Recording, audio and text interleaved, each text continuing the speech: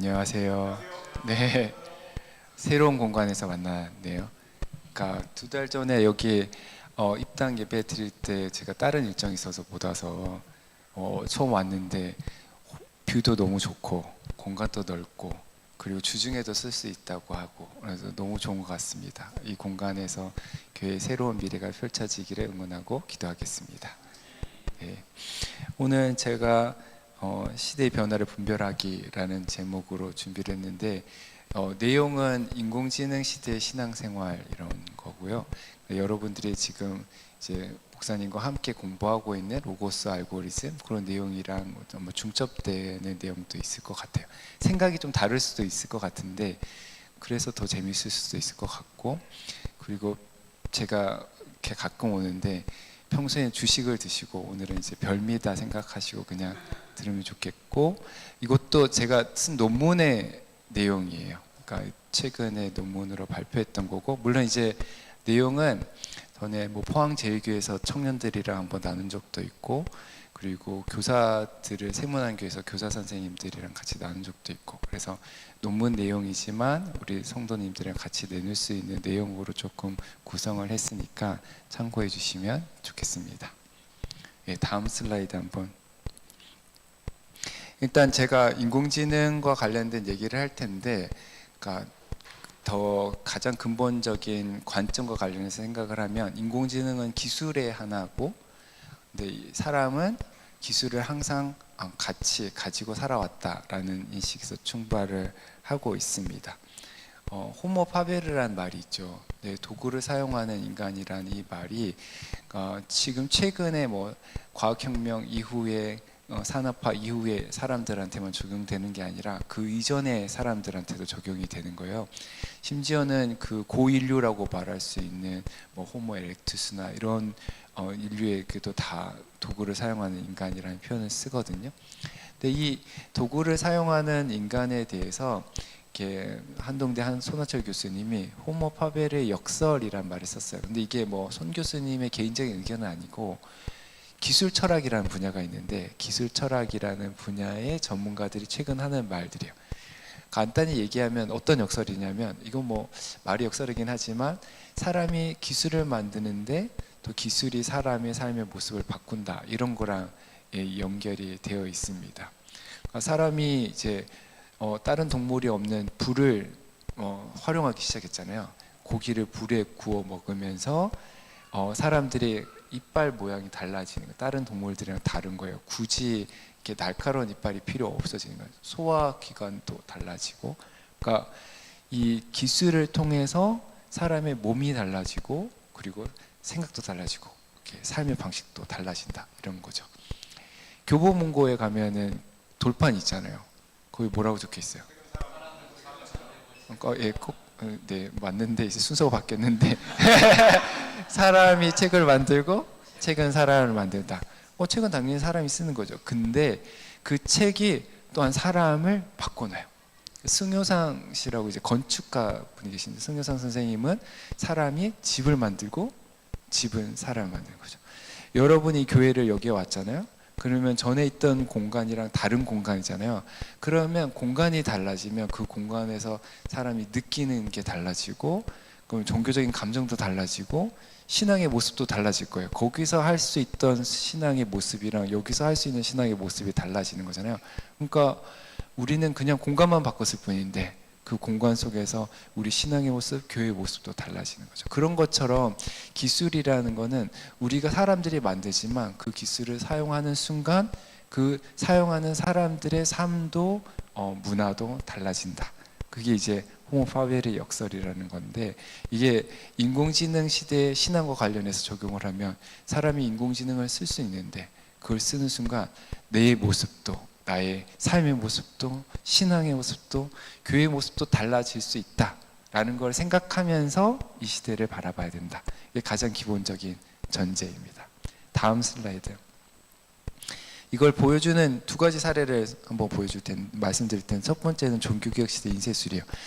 인쇄술이 있었기 때문에 종교개혁이 성공할 수 있었다. 맞는데 또한 동시에 인쇄술 때문에 그리스도교의 신앙의 모습이 달라졌다. 그걸 기억하는 것도 중요합니다. 그러니까 그 전까지 그리스도교는 사제 중심의 예배당 중심의 신앙생활을 했단 말이에요. 그런데 이 인쇄술이 성경책을 집으로 가져다 줬어요. 그러면은 성경책이 집에 가면서 성전 안에서만 가능했던 예배가 이제는 집에서도 가능해졌어요. 그래서 어떤 분이 성전이 가정으로 들어왔다 이런 표현을 쓰기도 했습니다. 그전에는 사제 중심으로 신부님 중심으로 신앙생활을 했다면 이제는 집에 영적인 가장이 있고 영적 가장 중심의 새로운 공동체도 생겨났어요. 대체했다고는 말할 수 없지만 이 보완되는 새로운 게 생겨난 거죠. 근데 이게 강조가 되면서 그전과는 전혀 다른 신앙 생태가 만들어진 거죠. 이제는 교회에 안 가도 되는 가정 교회도 생겨나게 됐어요. 극단적으로는. 그리고는 더 극단적으로는 가정이 아니라 골방에 개인적인 신앙생활을 하는 사람들도 생겨나게 된 거죠. 이게 다 인쇄술이라는 기술이 가져온 신앙생활의 변화라고도 말씀드릴 수 있어요. 이것 때문에 우리가 잃어버렸던 초대교회의 좋은 전통들을 회복하고 그래서 종교개혁이 가능하기도 했지만 그리스도교의 신앙의 모습 자체가 달라졌다라는 것도 여러분이 기억해 둘 필요가 있습니다. 되게 긍정적인 것만이기만 한 건가 한번 물어볼 수도 있어요. 그래서 가정에서 신앙생활하고 개인적인 묵상을 할 수 있고 그래서 좋기만 한 거냐 우리가 잃어버린 거다 없느냐 이것도 한번 생각해 볼 필요가 있는데요. 다음 사례와 관련해서 생각해 보면 더 그럴 수 있습니다. 팬데믹 시대 때 우리가 실시간 온라인 예배를 드렸잖아요. 그 전에 이미 엄청나게 많은 기술들이 교회 모습을 바꿔놓고 있었어요. 그 중에 하나가 이제 녹화 영상 예배가 있죠. 그 전에는 TV에서 녹화된 설교 예배가 있었어요. 그러니까 이게 완전히 뜬금없이 새롭게 시작된 게 아니고 이미 그 전에 다양한 형태로 다른 모습의 예배가 있었거든요. 그 전에는 부소식 예배라는 것도 있어요. 큰 교회 가면은 본당에 못 들어간 사람들이 부속 예배실에서 예배를 드리잖아요. 현장 예배가 아니어도 되는 거예요. 부속실에서 예배를 드려도 되는 거예요. 부속실에서 예배 드리니 집에서 편하게 예배 드려도 무슨 차이가 있냐라고 말할 수도 있잖아요. 그걸 녹화해서 예배를 드리는 거랑 실시간으로 예배 드리는 거랑 무슨 차이가 있냐, 실시간에서 낫지 이렇게 생각할 수도 있단 말이에요. 그런데 이 팬데믹 때 처음에 실시간 영상 예배를 드릴 때 상당히 많은 분들이 거부감을 가졌어요. 예배를 그렇게 드려도 돼? 그게 진짜 예배가 될 수 있을까? 녹화 예배야 우리의 은혜를 위해서 북돋우기 위해서 보충 수업하는 건데 실시간 예배는 그거를 예배를 대체한다는 건데 말이 돼? 이런 논란이 있는데 논란의 답이 내려졌을까요? 못 내려졌을까요? 못 내려졌어요. 근데 다 바꿨어요. 그러니까 우리가 결론을 내려 이게 진짜 예배가 될 수 있어. 그런 다음에 모두가 바뀐 게 아니에요. 답을 못 내렸는데 어쩔 수 없이 바꾼 거예요. 상황상 그 상황에 어쨌든 타협을 한 거죠. 그럼 코로나가 끝났어요. 그럼 어떻게 해야 돼요? 원래대로 돌아가야 되는데 안 돌아간 거예요. 왜 안 돌아갔을까요? 이제 곧 익숙해지고 편해졌으니까 문제가 없다고 생각을 한 거예요. 문제가 없어요. 개신교에서.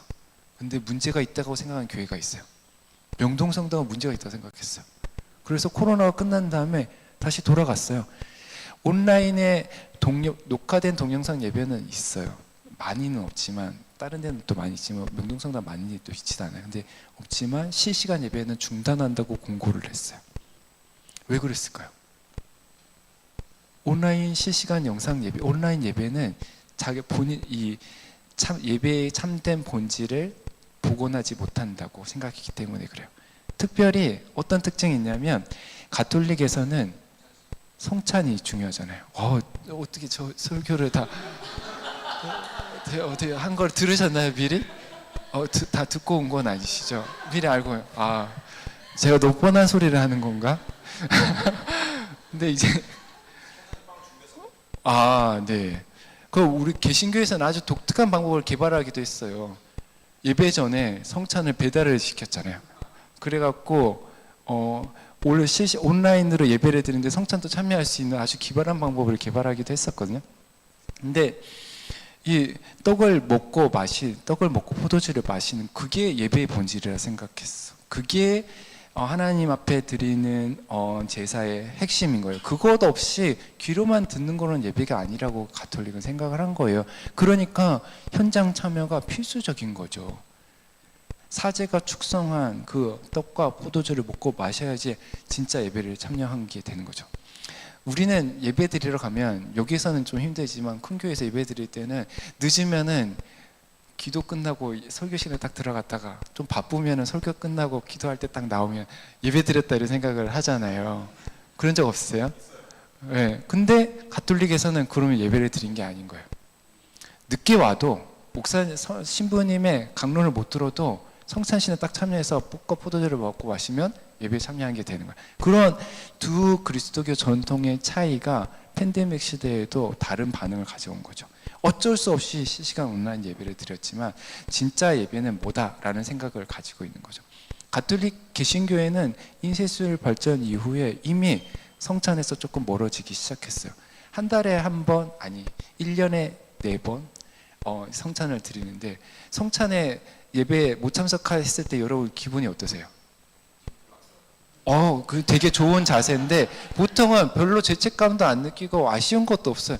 그냥 한 번 예배에 빠진 거라고 생각을 하는 거죠. 그렇게 중요한 부분이 아닌 거죠. 이렇게 그리스도교 안에서 두 개의 다른 전통이 만들어진 거, 이게 기술이랑 무관하지 않은 거고, 그 기술에 대한 이 그리스도교 전통의 교회의 대응의 차이가 이걸 가져온 거예요. 인쇄술이 발전했지만 가톨릭 교회는 여전히 성전 중심으로, 사제 중심으로, 팬데믹 시대가 도래했지만 여전히 사제 중심으로, 성찬 중심으로 예배를 가는 거예요. 제가 둘 중에 뭐가 맞냐 그 얘기를 하고 싶은 게 아니에요. 근데 저는 둘 다 장단점이 있다고 생각해요. 우리가 개신교 전통이 인쇄술의 발전을 받아들이고 실시간 온라인 기술을 받아들이고 엄청 기술 친화적이에요. 한국 개신교는 특히 더 그래요. 기술 친화적이고 기술을 잘 따라가서 좋은 점이 있지만 거기에 우리도 모르게 우리가 놓치는 게 있을 수 있다. 사람이 기술을 만들지만 기술이 사람을 만드는 거예요. 기술을 맹목적으로 따라가다 보면 우리 신앙의 가장 근본적인 뭔가를 놓칠 수도 있다라는 것을 기억하는 게 중요합니다. 그게 인공지능 시대에도 우리가 가져야 될 가장 중요한 어떤 교훈 중에 하나다, 이렇게 말씀을 드리고 싶습니다. 그럼 인공지능 시대로 넘어가 보면, 인공지능 시대에 제가 이제 이 연구를 한 지는 한 3, 4년 되는데, 챗GPT가 3.5 처음 나오고 나서 우리가 홍콩에서 학술대회를 하면서부터 관심을 갖게 됐는데요. 그때는 이제 종교 분야의 인공지능에 대해서 관심을 갖게 됐어요. 그래서 종교 분야에서 인공지능의 미래 어떻게 펼쳐질까를 혼자서 공상 아닌 상상을 많이 하는데, 크게 세 가지를 생각을 해봤어요. 첫 번째는 가상현실과 관련된 신앙을 생각할 수 있고, 두 번째는 로봇, 성직자, 세 번째는 이게 상담, 영성비서를 생각해 봤습니다. 첫 번째를 보면은 가상현실 속에 보면 메타버스 교회가 있어요. 근데 메타버스 교회의 성도로 신앙생활하는 청년들도 있습니다. 그러니까 교회 안 가고 그냥 아예 완전히 그냥 온라인으로 갈아탄 거죠. 거기에서 순모임도 하고 거기서 상담도 받고 거기서 예배도 드리는 거예요. 그러면 온라인 속에서 실제로 신앙생활을 하는 사람들도 있다. 거기에 목회하시는 사역자들도 있다. 그걸 일단 알아두시면 좋을 것 같고요. 근데 말고도 이렇게 바꿔놓는 게 여러 가지가 있죠. 이 오늘날 인공지능 기술을 통해 갖고 과거의 사람들을 볼 수가 있잖아요. 교육규제 만들 때 일부러 되게 어렵게 만들 필요 없어요. 그냥 요즘은 인공지능을 잘 활용하면은, 예를 들면은 예수님이 바울과 대화하는 장면 본문을 갖다 주고 이거를 극화해서 영상으로 만들어줘. 그리고 예수님 이미지, 바울 이미지, 베드로 이미지, 우리가 만들 수 있는 것보다 훨씬 더 실감나게 만들어서 보여줄 수 있을 거라고 생각이 들어요. 그게 조금 익숙해지면 진짜 바울이 설교를 하는 날이 있을 수도 있지 않을까? 로마서에 대해서 설교하는데 바울이 직접 설교를 할 수도 있지 않을까요? 그런 생각도 하게 되고, 성서의 인물뿐만 아니라 오늘날 우리 목사님들도 보면은 유튜브에서 가장 조회수가 높은 한국 설교가 누구 설교인지 혹시 아세요? 아니에요. 옥하는 목사님이에요. 그 옥하는 목사님 돌아가셨잖아요. 근데 아직도 계속 설교하고 계세요. 그리고 많은 분들이 그분의 설교를 듣고 있고, 그분이 남긴 설교 영상 있잖아요. 이걸 가지고 오늘 우리 시대 상황을 딱 입력을 하면은 그분의 목소리로, 그분의 표정으로, 그분의 주를 사용하는 말로 그분이 전하고 싶은 메시지가 나오지 않을까요? 그게 불가능한 게 아니잖아요. 제가 처음에 3년 전에 얘기할 때는 아직 되게 감이 없었을 거예요. 근데 지금은 당연히 가능하다고 생각하죠. 그게 뭐 어렵다고 이런 생각을 할 수도 있을 것 같거든요. 그러니까 어떤 교회에서는 목사님이 너무 사랑하는 목사님이 돌아가셨어요. 근데 그분은 설교만 듣고 싶은 거야. 그래서 그분 영상 돌아가시기 전에 영상을 틀어놓고 지금도 주일 실시간 예배를 드려요. 그런 분들이 옛날 거 말고 오늘 걸 듣고 싶다. 뭐 그분이 설교한 내용을 가지고 오늘의 상황에 적응해서 다시금 영상을 만들어서 설교를 듣는다. 그러면 그게 진짜 설교일까요? 진짜 예배일까요? 왜 아닐까요? 그게 익숙해지는 상황이 생겨날 수도 있지 않을까? 이런 생각을 하게 되는 거예요. 그러니까 그러한 시대가 도래하고 있다. 그래서 어떤 분들은 준비하고 있는 분들이 있어요. 살아계신 분인데 사후 노동을 준비하고 계세요. 자기 설교문이랑 영상이랑 목소리랑 다 녹음해갖고 앞으로 변하는 시대에 내가 죽고서도 계속 설교를 하리라 이렇게 마음먹고 준비하는 분이 있다니까요. 그런 시대를 한번 준비를 해보면 좋겠습니다. 두 번째, 로봇 성직자. 제가 이제 3년 전에 발표한 논문은 이제 로봇 성직자와 관련된 건데, 많은 종교들이 로봇 성직자가 지금 활동하고 있어요. 그러니까 종교개혁 500주년을 맞아서 9년 전에 종교개혁 기념하는 축제 기간 종교개혁이 일어난 독일에서 로봇 목사가 등장했어요. 축도를 했어. 원래 축도권은 목사한테만 있어요. 안수받은 목사한테만, 목사 장로한테만 있거든요. 로봇 목사가 축도했는데 반응이 나쁘지 않았어요. 그리고 얼마 뒤에 챗GPT가 예배 기획을 했어요. 찬양부터 설교부터 다 기획을 해서 챗GPT가 인도하는 예배가 독일에서 한번 진행이 된 적도 있었습니다. 근데 기독교만 그런 게 아니에요. 로봇 스님들도 되게 많거든요. 그래서 일본에 가면은 이제 마인다르라는 스님이 있어요. 그 스님이 설법을 해요. 그러니까 강론을 하면은 엄청 은혜가 있어요. 왜 은혜가 있냐? 불교의 가르침을 잘 구현하고 있거든요. 불교의 가장 큰 문제가 뭐예요? 사람들이 고통받는 이유가 집착 때문에 그렇거든요. 욕심 때문에 그렇거든요. 마인다르가 얘기하는 거야.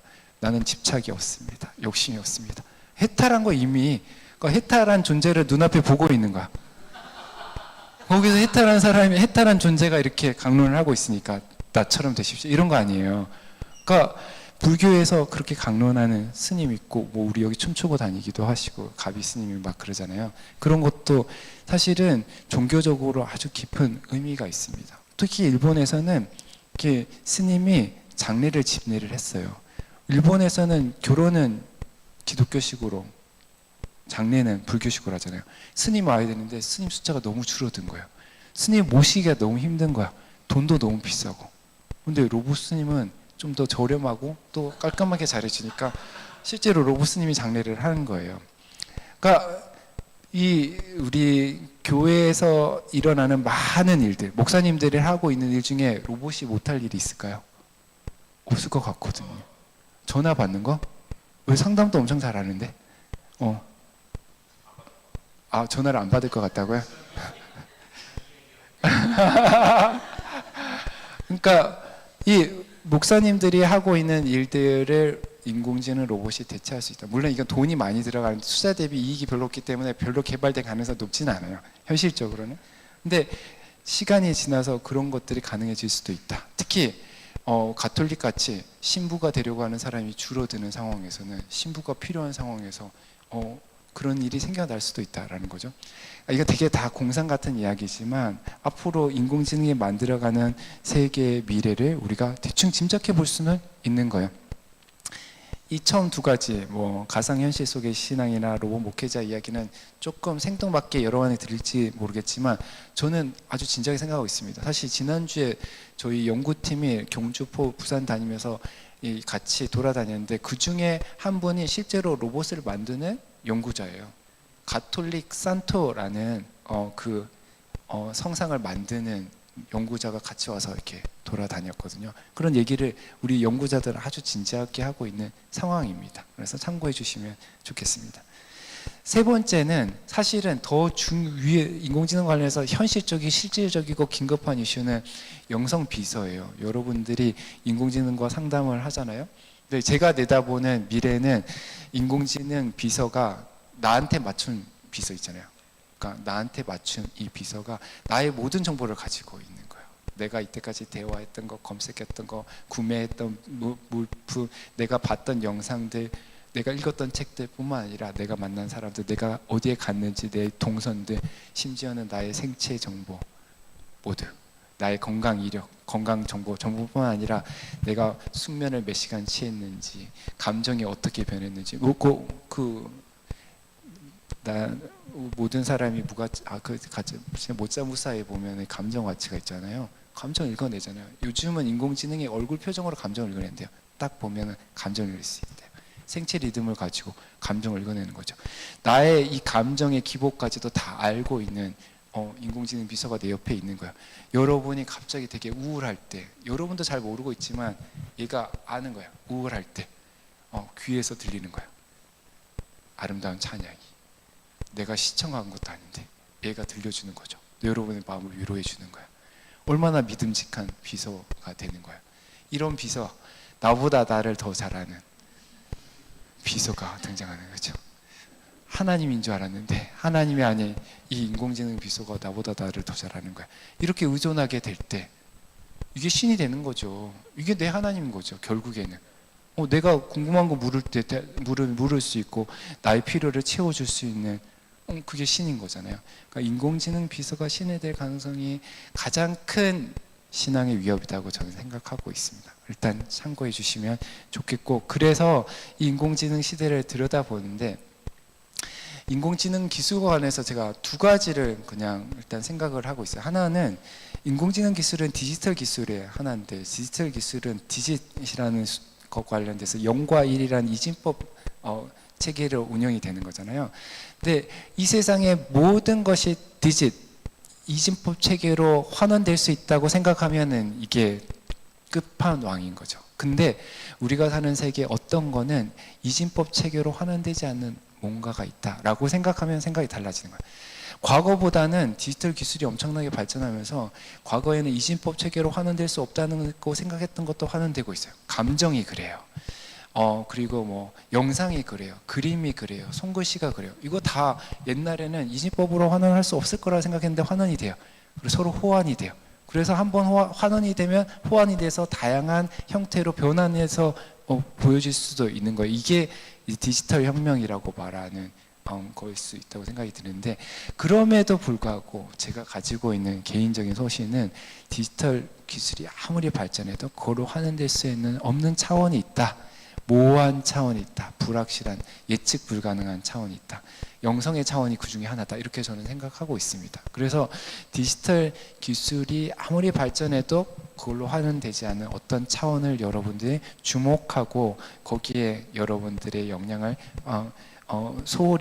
역량을 발전시키는 걸 하면 안 된다라는 말씀을 드리고 싶고, 두 번째는 신앙과 영성의 문제인데, 신앙과 영성은 인공지능이 좀 특별히 취약한 분야라고 생각을 해요. 왜냐하면 인공지능은 정답이 분명한 것, 모든 사람이 같은 대답을 내는 거에 대해서는 정확한 답을 꽤나 정확한 답을 내지만, 여러 사람들이 정확한 답을 내지 못하는 분야에서는 우리 인공지능을 기대할 수 없다고 생각을 하는 거죠. 성경 한 구절을 해석하는 것도 전통마다 다르고 사람마다 다른데, 인공지능한테 물어도 인공지능도 원 오브 댐을 얘기하는 것이 정답이 아니거든요.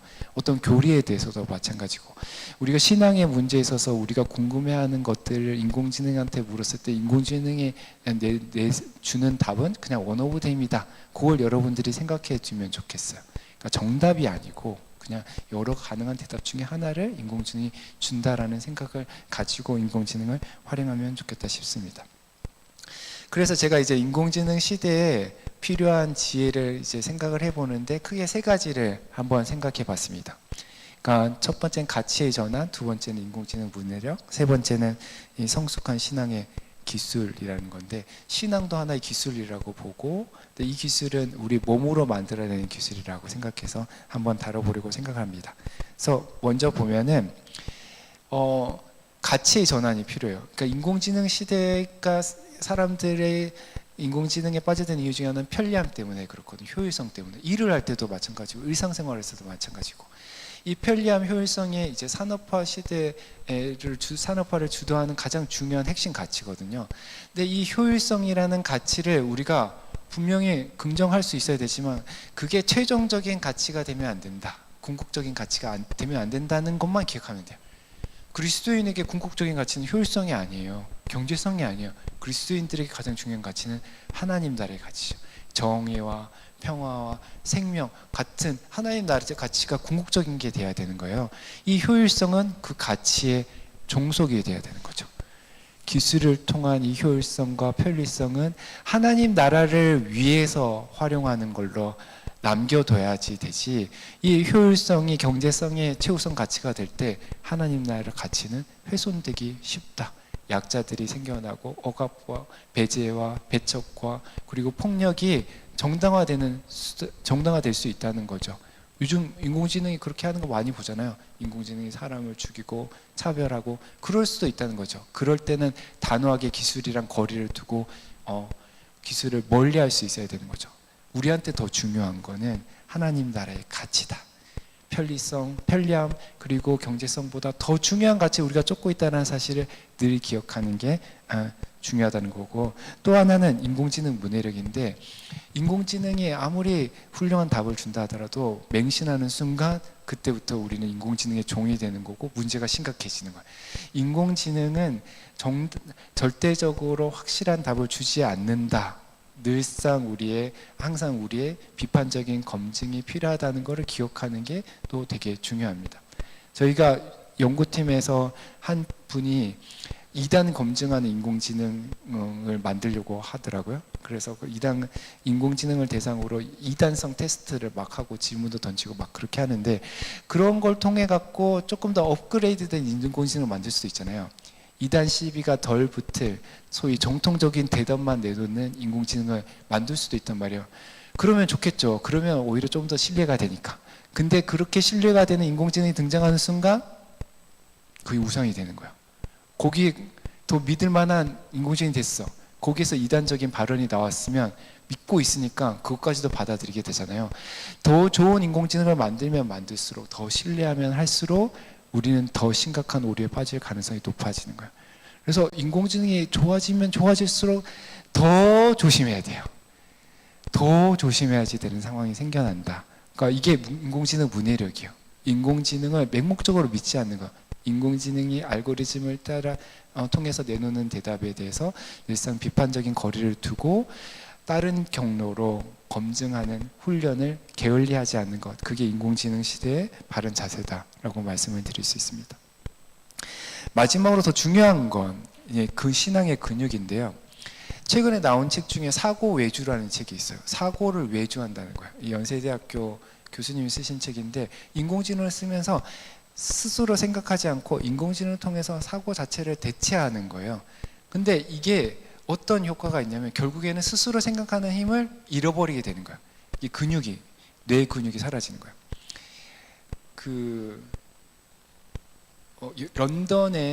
런던에서 택시 기사들이 옛날에는 이 해마가 엄청나게 발전을 했대요.